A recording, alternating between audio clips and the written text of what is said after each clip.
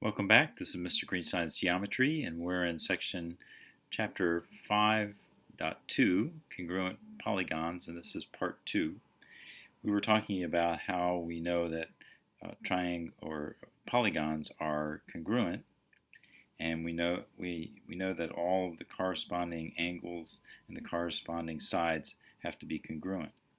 Now let's look at these figures here. We have two polygons. And let's first establish what is congruent to what. We're going to say that DEFG is congruent to SPQR. So if that's true, then what's the value of x? Well, the value of x is, we know that this side here, QR, is the same thing as GF. That means that 2x minus 4 is equal to 12. And when we work it out, we get x is equal to 8. We also know that this angle here, Q, is the same angle as F over here. We can tell by the positions in the congruence statement.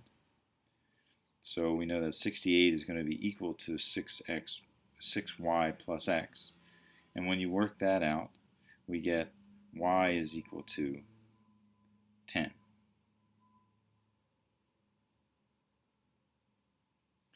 The properties of triangle congruence: there's the reflexive property. That means any triangle is congruent to itself. Kind of makes sense. Symmetric, that is, if a triangle ABC is congruent to DEF, then triangle DEF is congruent to ABC. And then the transitive, just like any other congruence property, if ABC is congruent to DEF and DEF is congruent to JKL, then just take out the middleman and we'll have triangle ABC is congruent to JKL.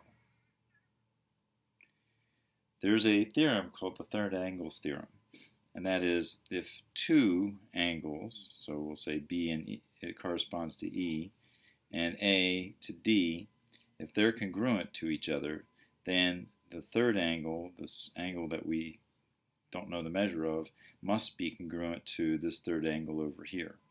Kind of makes sense. So this is called the third angles theorem. So let's take a look at proof.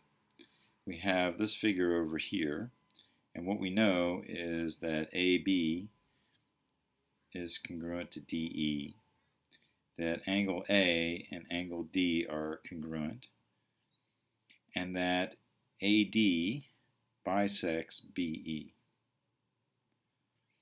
and BE bisects AD. So let's go about proving that these two triangles are congruent. Well, we're going to have to prove that all of the sides are, those corresponding sides are going to be congruent, and all the angles are congruent. So that's 6 different things that we have to figure out. So let's first do the given, where we have everything restated again. And then we can show that because we have this bisected, we might as well start using that. We can show that AC is congruent to CD, and BC is congruent to CE. So now we have 3 sides of each triangle listed, but we need to get all of the angles. So let's go to the next thing.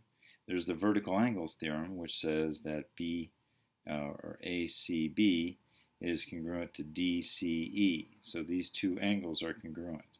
So now we have 2 of the angles that are congruent. Now we just have to show that the third angle is congruent. And we can use the third angles theorem to show that ABC is congruent to DEC, because this third angle, if the other 2 angles are congruent with 2 angles of a second triangle, then the third angle has to be congruent. And now we've shown that all corresponding sides are congruent, all corresponding angles are congruent. Therefore, we can then say ABC is congruent to DEC because the definition of congruent polygons.